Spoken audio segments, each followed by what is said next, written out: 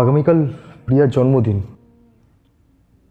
কত প্ল্যান করেছিলাম ওর ওই 21-এ পা দেওয়াটা খুব জাঁকজমক করে সেলিব্রেট করব। সবাই একসাথে হব, হয়েছিও, কিন্তু আচ্ছা, তুই তো সব সময় করে চোখে হারাতিস, তুই বুঝতে পারলি না ও কবে এইসব ধরলো? রুমেলাদি বুঝতেই যদি পারতো তাহলে আজ আমাদের এই দিন দেখতে হতো। সেটা ঠিক, কিন্তু কবে যে সব শুরু হলো। মামি এলেন না মামা? না মানে প্রিয়াকে খুব ভালোবাসতেন তো, খুবই শক্ট, তার উপরে এইসব নিতে পারবে না, আর আমিও খুব একটা জোর করলাম না। ভালোই করেছো ভাই, আসলে তোমার বউয়ের মনটা ভীষণ নরম তো। আন্টি, আপনি সবাইকে একটু চাটা দিয়ে দেবেন প্লিজ। আর দেখবেন বিস্কিটের প্যাকেটগুলো সেলফে রেখেছি। আচ্ছা, নিয়ে আসছি। আচ্ছা, আপনি একটা কাজ করুন, চাটা একটু সবাইকে কাপে ঢেলে দিন, আমি আসছি। আন্টির মুখের দিকে একদম তাকানো যাচ্ছে না। সেই মায়ের চেয়ে আন্টির দরদ বেশি। আমি ওকে সিগারেট খেতে দেখতাম। সে কি বোন আর সিগারেট? তুই আমাকে আগে বলিসনি তো। ও বলতো ওর খুব টেনশন হয়, তাই খায়। টেনশন হলে নাকি সিগারেট খেতে হয়। কিন্তু প্রিয়া তো সিগারেট একদম পছন্দ করতো না। আর তোর মনে আছে আমরা যখন... এখন বুঝতে পারছি সিগারেট খেলে যে টেনশন রিলিজ হয়, এটা আমার থেকে ওর মাথায় ঢুকেছিল। মানে মানে মানে অপরাধ নেবেন না স্যার। আপনি জানেন কি না আমি জানি না, আমি থাক, আর বলতে হবে না। রাস্তাঘাটে চোখ তো আর বুঝে হাঁটা যায় না, পড়েই যায় চোখে। কি যেন বলছিলে, বলো। একদিন এখানে বসেই ল্যাপটপে কাজ করছিলাম। দাদা ভাই, মিষ্টিদি ফোন করেছিল, তোকে রিং ব্যাক করতে বলেছে। তোকে করেছিল কেন? আমাকেই তো করতে পারতো। উফ বাবা, অনেকবার করেছে, বেজে গেছে দেখ। সে কি? কই? এ বাবা, জেনারেল মোড করতে ভুলে গেছি রে। 16 মিসড কলস। So sweet. এ আর নতুন কি বল? ও রেগে আছে? না রে, এখন তো অভ্যেস হয়ে গেছে, তাই আর আগে না। বাঁচা গেল। ও তুই অত বড় বড় কথা বলিস না তো। মিষ্টি চেলা হয়েছে। যা ওই ঘরে ড্রয়ার থেকে সিগারেটের প্যাকেট টান। দেখ, টেবিলের ওপরেই আছে। ওটা খালি। কটা করে খাস দিনে? সারা ঘর তো ধোঁয়ায় ভর্তি হয়ে গেছে। মনে হচ্ছে যেন ধুনো দেয়া হয়েছে। আগো কি গন্ধ! উফ বাবা, বেশি পাকামো না মেরে যেটা বলছি সেটা করো। তুই আর কি করে বুঝবি কত টেনশন নিয়ে মাথায় কাজ করতে হয়। ও তার মানে স্মোক করলে টেনশন রিলিফ হয় বুঝি? সেটা যে না করেছে তাকে বোঝায় কি করে? ও তার মানে আমিও যদি স্মোক করি তাহলে ওই না, মনে হলো শ্রীরাধিকার ডাক। হ্যালো, আমি কিন্তু তোমাকে অনেকবার স্মোকিং কুইট করতে বলেছিলাম, শোনোনি, প্রয়োজনও বোধ করনি। মাস্টারমশাই, আপনার লিকার চা। রুমিলাদি, আপনার চাই সুগার দিনই। সে নয় পুরুষ মানুষ, একটু আধটু সিগারেট খায়। পুরুষ মানুষ বলে কি নেশা করাটা জাস্টিফাইড? ও তো আর ড্রাগস নেয় না। মানে ড্রাগস নিলে নেশা, আর স্মোক করলে সেটা নেশা না? আর মাসি, ও যেভাবে রেগুলার স্মোক করে তাতে ওকে রীতিমতো চেইন স্মোকার বলা যায়। এটা কিন্তু সত্যি বাড়াবাড়ি পার্থ। কিন্তু তাই বলে ড্রাগস? কিভাবে? গত কয়েকদিনের খোঁজ খবর নিয়ে জানতে পেরেছি ও ডিপার্টমেন্টের ছেলে আছে মোহিত, ওর সিনিয়র, মাস্টার্স ফাইনাল ইয়ার। বেশ কিছু মাস ধরে প্রিয়া ওর সাথে খুব মেলামেশা করছিল। জানো দাদা, ওই মোহিত ড্রাগ অ্যাডিক্ট। ওর থেকেই নাকি প্রিয়া ড্রাগস খাওয়া ধরেছিল। ডিসকাস্টিং। আমি তো বুঝতেই পারছি না ও ড্রাগস নেওয়ার কি প্রয়োজন পড়েছিল। What was our crisis? ওই সেই টেনশন রিলিফ, সেই রকমই তো শুনলাম ওর ডিপার্টমেন্টে। চাটা ভালো হয়েছে মিনুদি। তা কি যেন বলছিলে? কিসের টেনশন? কেন টেনশন? আমি তো কিছুই বুঝতে পারছি। টেনশন করাটা এক ধরনের ব্যাধি। It does not change anything, all it does is steal your peace. এই সমস্যাটা দিদিরও ছিল, হয়তো টেনশন করা।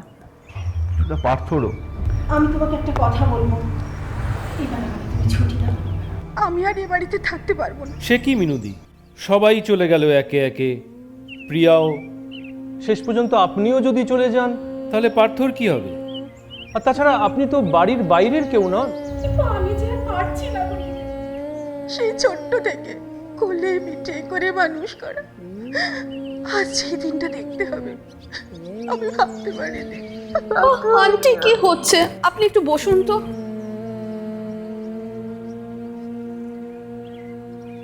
আচ্ছা, তোমরা কি কেউ কোনোদিন কিছু বুঝতে পারোনি? ড্রাগ অ্যাডিক্টের তো বিভিন্ন রকম সমস্যা থাকে। নিজেকে আইসোলেটেড করে নেওয়া, একটুতে ইরিটেটেড হওয়া।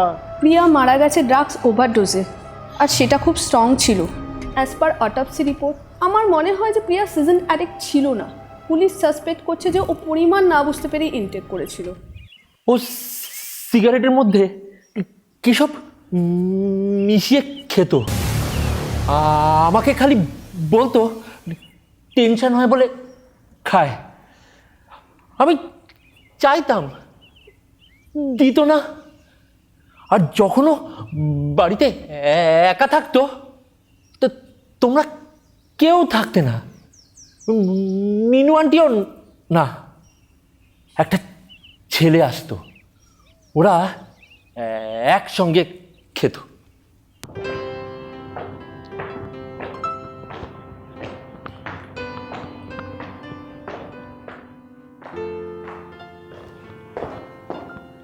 তোদের এই বাড়িটা কিন্তু ফাটাফাটি,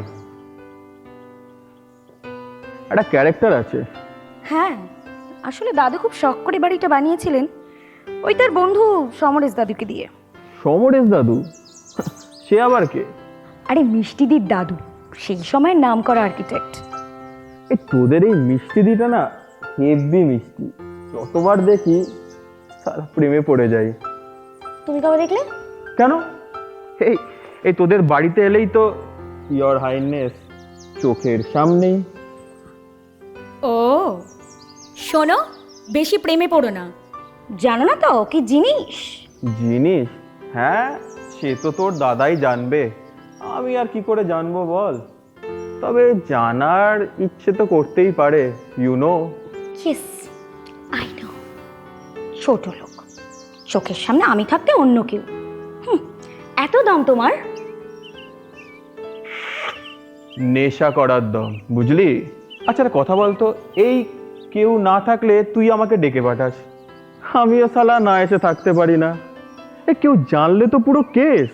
তাহলে নিজের মুখেই স্বীকার করছো? কি? এই যে আমি ডাকলে না এসে থাকতে পারো না। হ্যাঁ তাই তো বললাম, পারি না তো। এই বলতে কি চাইছিস বলতো? কেন পারো না? কারণ তোকে ভালোবাসি। আর আর নিভৃতে দুজনে বসে নেশাটা জাস্ট জমে যায়।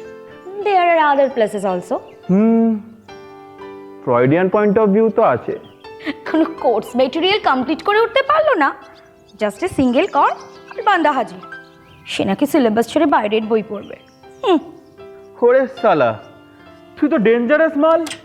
Yes baby, I am. আর কি যেন বলছিলে? কেস খাবো কিনা? খেলেই হলো।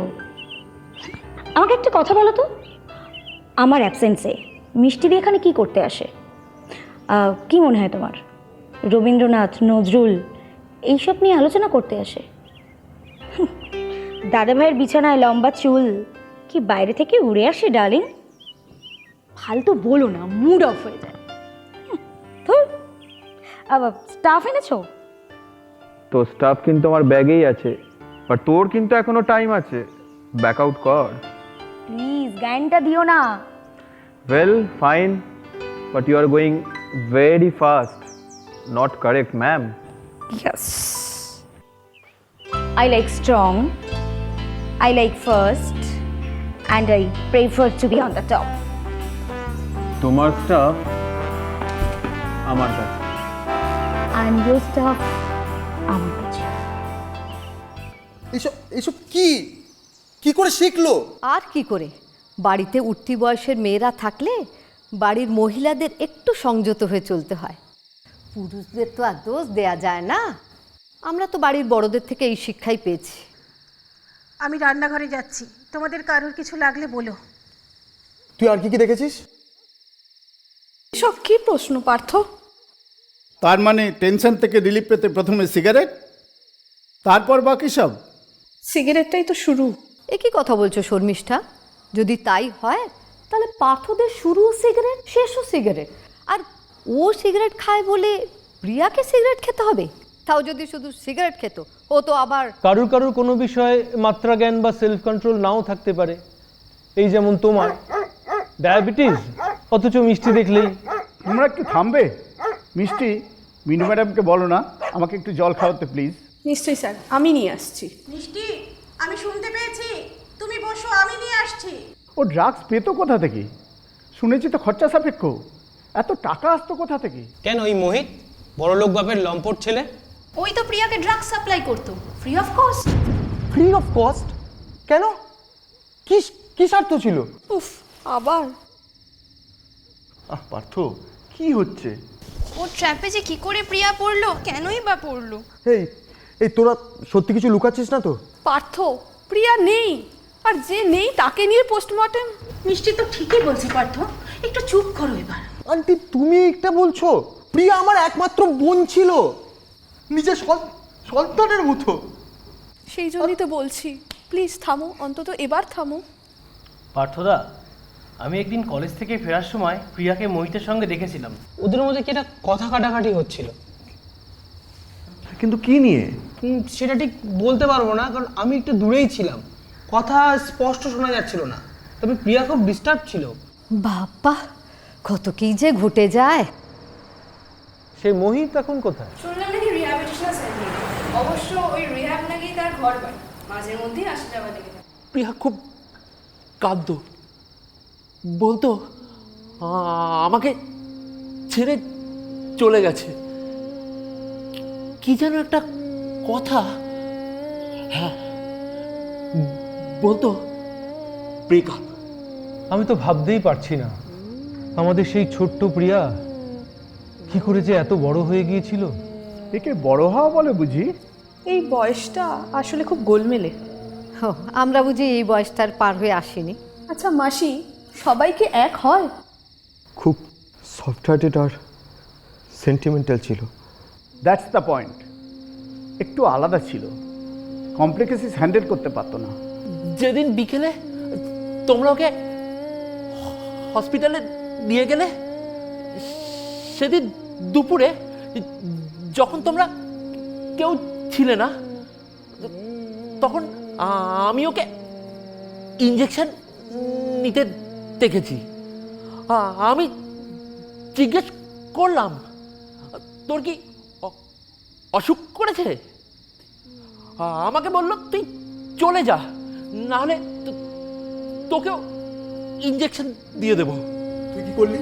ভয় পালিয়ে গেল। আচ্ছা শিবু, তুমি আগে ওকে কোনোদিন ইঞ্জেকশন নিতে দেখেছো? মানে ওই দিনের আগে? না তো। আচ্ছা শিবু, সেদিনকে ঠিক কি হয়েছিল পরিষ্কার করে গুছিয়ে বলতে পারবে? হ্যাঁ তো। তুমি কি করে এটা করতে পারো? আমি তো ভাবতেই পারছি না। একদম মিথ্যে কথা বলবে না। তোমার এটাই প্ল্যান ছিল না? হ্যাঁ, আমাকে বলনি। চুপ করো। আমি অনেক দিন থেকে তোমার মধ্যে একটা চেঞ্জেস লক্ষ্য করেছিলাম, তোমাকে এটা নিয়ে বলার চেষ্টা করেছিলাম, কিন্তু তুমি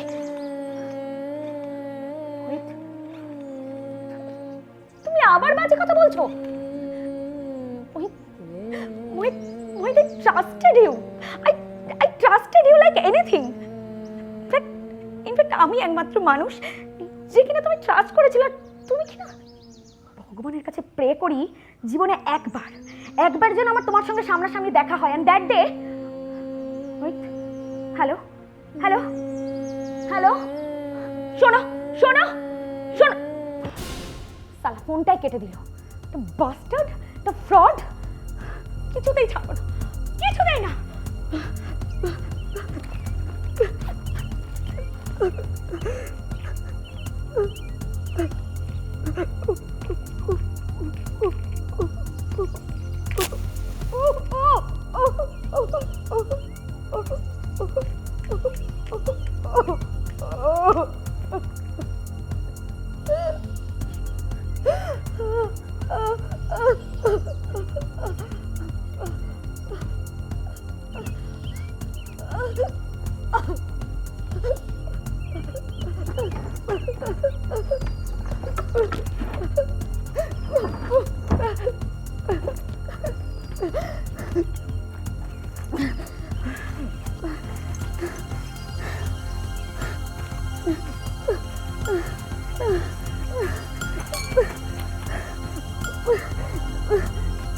এই এই এই তুই কি করছিস?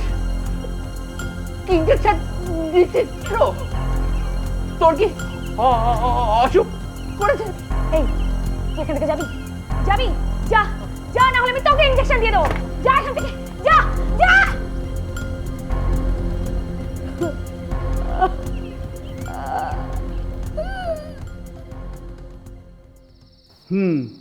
প্রচুর মানুষকে দেখেছি নিজেদের মাচো প্রুফ করতে বা ফ্যাশন স্টেটমেন্টের জন্যে স্মোকিং শুরু করতে, অ্যাডিক্টেড হতে। সেটা নয় এক প্রকার, কিন্তু ডিপ্রেশন, টেনশন, সেটব্যাক, স্ট্রেস এসব থেকে রিলিফ পেতে নাকি সিগারেট, তারপর বিভিন্ন নেশা, শেষমেশ ড্রাগস, ডোজ, ওভারডোজ, পরিণাম মৃত্যু। কি মর্মান্তিক। আমার জন্যই হয়েছে সব কিছু। সে কবে শুনেছিল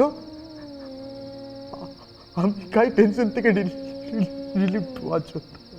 কোথা থেকে যে কি হয়ে গেল। সিগারেট কিলস জানতাম, তাই বলে এইভাবে।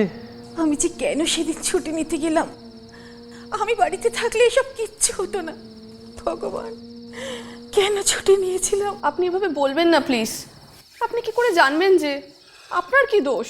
পার্থ, কৃষাণুদা, তোমরা অন্তত এবার সিগারেটটা ছাড়ো। রাহুল, তুইও। আমি মানে আমি? হ্যাঁ বললাম তো তুই। কৃষাণু, ও স্প্রে বক্সটা নিয়ে আয় তো এখানে।